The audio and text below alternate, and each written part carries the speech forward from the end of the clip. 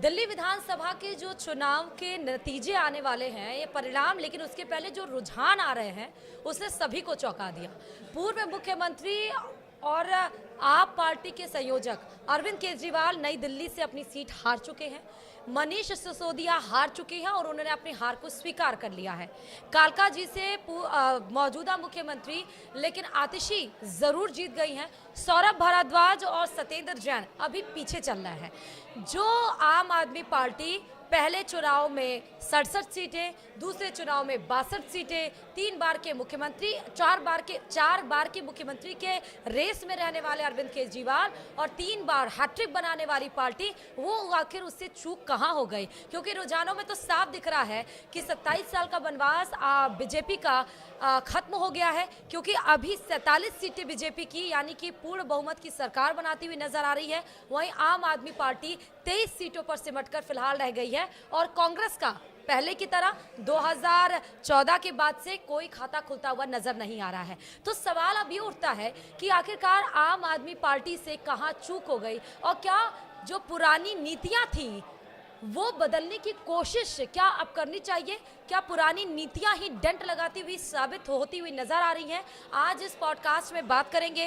नमस्कार, आप देख रहे हैं न्यूज़ 18 राजस्थान। मैं हूं आपके साथ श्रुति श्रीवास्तव। आज हमारे साथ पॉडकास्ट में इस मुद्दे पर बात करने के लिए राकेश गोयल जी, जो कि एज ए सीनियर जर्नलिस्ट है, जो विस्तार से विश्लेषण करेंगे कि आखिरकार चूक कहां से हुई। क्या जो चुनौतियां थी वही एक बड़ा जो कहते हैं चैलेंज बनकर उभरी है आम आदमी पार्टी के ऊपर? अगर ये आम आदमी पार्टी हार जाती है तो डू और डाई की सिचुएशन पहले से थी, तो क्या आम आदमी पार्टी के लिए और अरविंद केजरीवाल का क्या होगा फिर? और क्योंकि अगर दिल्ली में हार जाती है, क्योंकि साफ तौर पर नजर आ रहा है, तो क्या पंजाब के ऊपर खतरा मंडराने लगेगा? ये तमाम ये सवाल हैं जो आज हम सर रूबरू होंगे और विस्तार से बताएंगे। तो सर, सबसे पहले तो ये शुरुआत करते हैं कि जो रुझान आ रहे हैं वो वाकई चौंकाने वाले हैं। उम्मीद तो यही जताई जा रही थी कि पिछले चुनाव में हमने एग्जिट पोल को देखा, लेकिन परिणाम आए तो उससे बिल्कुल उलट आए। तो यही हम लोग यही बिलीव कर रहे थे कि एग्जिट पोल में तो चलिए ठीक है, बीजेपी को बड़ा दिखा रही है, लेकिन एग्जिट पोल पर हम उतना बिलीव नहीं कर रहे थे। परिणाम कुछ अलग हो रहे थे और यही उम्मीद थी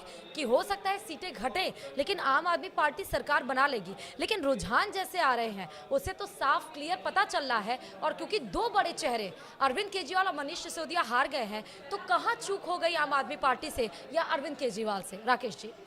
देखिए श्रुति, मुझे तो खैर पहले से अंदाजा था कि आम आदमी पार्टी इस चुनाव को लूज करेगी, अरविंद केजरीवाल जी चुनाव हारेंगे, क्योंकि क्या है, कथनी और करनी का जो अंतर है ना आम आदमी पार्टी का, वो अंतर बढ़ता जा रहा था। ये कहते कुछ है, करते कुछ है, या ये कह सकते कहते बहुत कुछ है, करते कुछ भी नहीं है। जैसे इन्होंने बहुत सारे वादे किए, साफ पानी का वादा किया, प्रदूषण मुक्त दिल्ली का वादा किया, यमुना को साफ करने का वादा किया, महिलाओं के लिए वादे किए, वो इन्हें कि कोई भी वादे धरातल पे पूरे नहीं हुए। इन्होंने हमेशा ठीकरा कभी एलजी पे कभी केंद्र पे फोड़ दिया। इन्होंने कहा हम कूड़े के पहाड़ हटाएंगे, हमें एमसीडी भी हमें दे दो, एमसीडी में भी आए, आज साल भर पूरा हो गया, वो कूड़े के पहाड़ जस के तस बल्कि और बढ़ गए। तो जब लोगों ने देखा कि ये झूठ की सिर्फ किताब है और हिट एंड रन करते हैं, आरोप लगाते हैं, भाग जाते हैं, झूठ बोलते हैं, भाग जाते हैं, पन्ने घुमाते हैं, फाइलें निकालते हैं, कोई सबूत नहीं देते, तो लोग झूठ से तंग आके परेशान होके भाजपा का विकल्प चुनाव, जिस तरीके से मोदी जी ने कहा मेरी गारंटी है, तो लोगों ने मोदी जी की गारंटी पे ज़्यादा यकीन किया बनिस्बत इनकी किसी बकवासबाजी या बयानबाजी पे। और आप ये कहना चाहते हैं कि मतलब जो कहा वो धरातल पर किया नहीं, एक ये बड़ा फैक्टर मान रहे हैं आप? दूसरा फैक्टर क्या आप मान रहे हैं? देखिए, इनकी नीतियां, जो गलत नीति इन्होंने करी, जैसे शराब नीति सबसे बड़ा मुझे एक मुद्दा लगता है। शराब नीति के लिए इन्होंने जो अपनी महत्वाकांक्षा को पूरा करने के लिए इन्होंने गोवा जीतना है, गुजरात जीतना है, पंजाब जीतना है, हरियाणा जीतना है, अलग अलग स्टेट के अंदर पहुंच गए, दिल्ली संभाला नहीं, उसको जीतने के लिए पैसा चाहिए, पैसा सीधे रास्ते से ना लेके गलत सोर्सों से, रिश्वतखोरी से, कुछ खालिस्तानी संगठनों से, पन्नू जैसे आतंकवादी संगठनों से पैसा लिया। देश की जनता के सामने जब ये सारे तथ्य सामने आए, किस तरीके शराब की इन्होंने गली गली के अंदर दुकानें खोली, एक फ्री शराब बांटी, तो लोगों को ये बिल्कुल पसंद नहीं आया। दूसरी बात, जो जैसे इन्होंने वादा किया, हम कोई नया सीवरेज ट्रीटमेंट प्लांट नहीं लगाया, जमुना की हालत बद से बदतर कर दी, लोग उसके अंदर अपनी जो हमारे पूर्वांचल भाई बहन थे छठ पूजा नहीं कर पाए। गंदे पानी के अंदर उनको खड़े होकर वो सूर्य आराधना करनी पड़ी।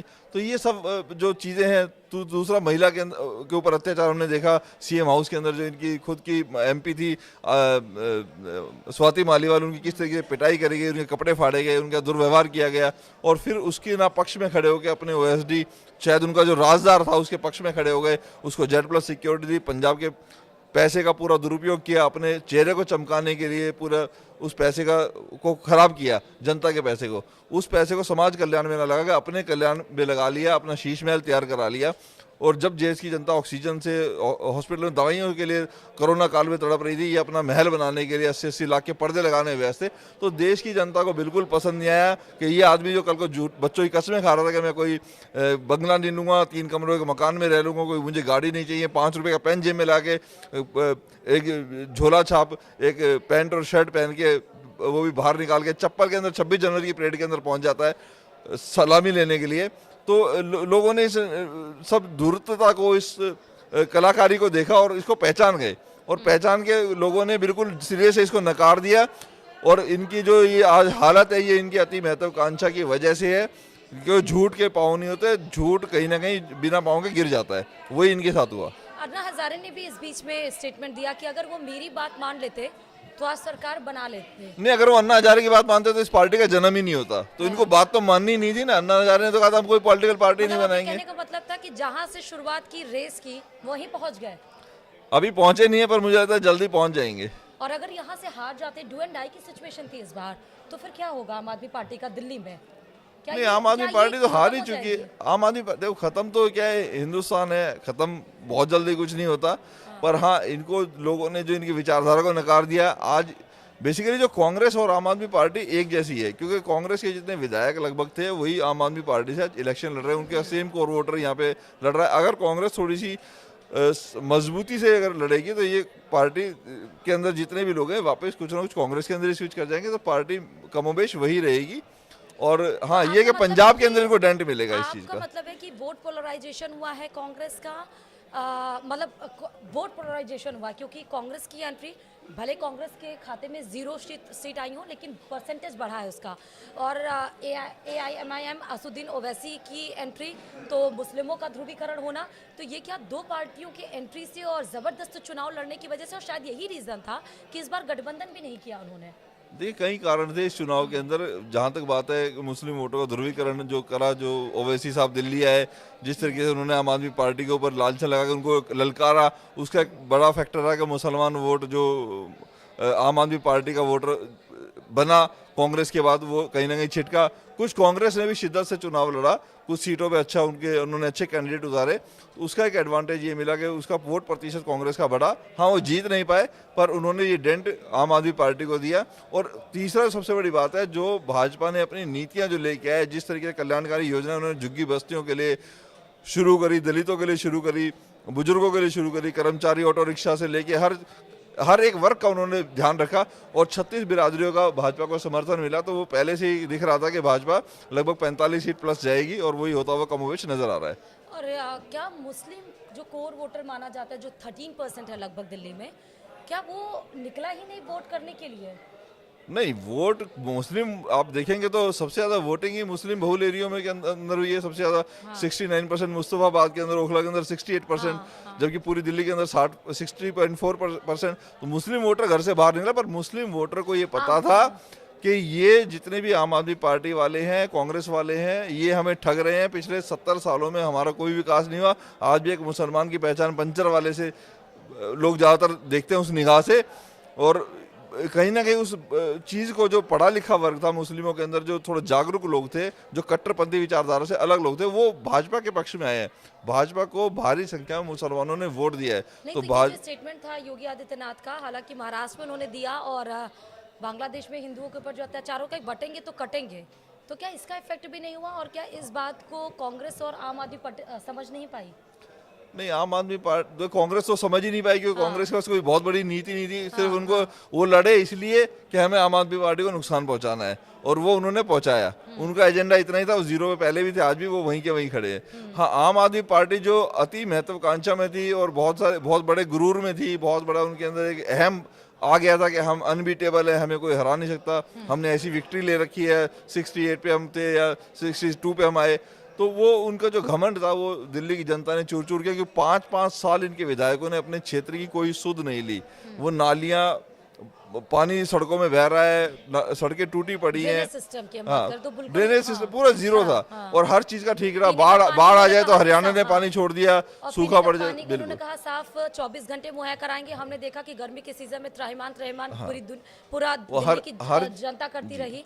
टैंकर एक लगवा के और एक कॉलोनी में आता था, भर भर के लोग लाइनों में खड़े रहे, तो वो मुहैया नहीं करा पाए। 2100 रुपए देने का वादा किया था, वो धरातल पर नहीं उतार पाए। तो तमाम ऐसी चीजें थी, मतलब वही उनकी जो नीतियां थी वही बड़ी चुनौती इनके सामने वही खड़ी हो चुनौती गई। बनी, और दूसरे राज्यों में जो ठीक रहा वो फोड़ते थे। लोगों को समझ आ गया, बाढ़ आती है तो हरियाणा ने पानी छोड़ दिया, सूखा पड़ गया तो हरियाणा ने पानी नहीं दे रहा, पॉल्यूशन हो गया तो पंजाब ने पराली जला दी, पंजाब में खुद सरकार आ गई तो पंजाब ने पराली नहीं जलाई, अभी यूपी ने, हरियाणा ने जला दी। एक अधिकारी को दिल्ली की जनता चुनकर लेकर आई थी, 5 साल देखा तो सोचा पढ़े लिखे हैं, आम जनता की तरह हैं, वाकई कोई लग्जरी आइटम का उपयोग नहीं कर रहे हैं। लेकिन 5 साल में जिस तरह से यू टर्न आम आदमी पार्टी ने लिया, वो उसका नतीजा आज दिख रहा है। वही नतीजा है। इनके जो 5 रुपए वाला पेन जेब में ले घूमते थे, उसकी शाही खत्म हो गई पिछले 10 साल के अंदर। कोई काम दिल्ली के अंदर नहीं हुआ। दिल्ली के और अंदर अब क्या करेगी आम आदमी पार्टी या अरविंद केजरीवाल?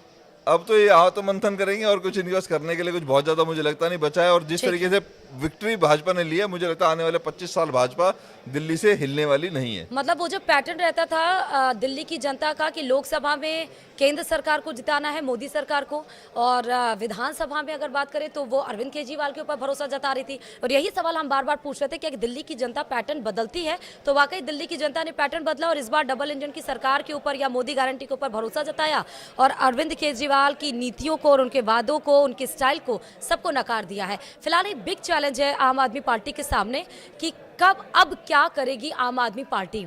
और thank you so much sir हमारे साथ इस पॉडकास्ट में जुड़ने के लिए। बाकी अन्य खबरों के लिए देखते रहिए, और शाम तक तो तस्वीरें बिल्कुल साफ हो जाएंगी। और अभी ही बीजेपी में हर जगह पर ढोल नगाड़े और मिठाइयाँ बंटनी शुरू हो गई हैं। ये भी खबर है कि शाम 7 बजे प्रधानमंत्री नरेंद्र मोदी बीजेपी ऑफिस में जाएंगे, और देखिए कि जश्न का माहौल किस तरह कुछ रहने वाला है। इसी के साथ ही पॉडकास्ट में फिलहाल अभी के लिए इतना ही। देखते रहिए न्यूज़ 18 राजस्थान। नमस्कार, thank you so much sir.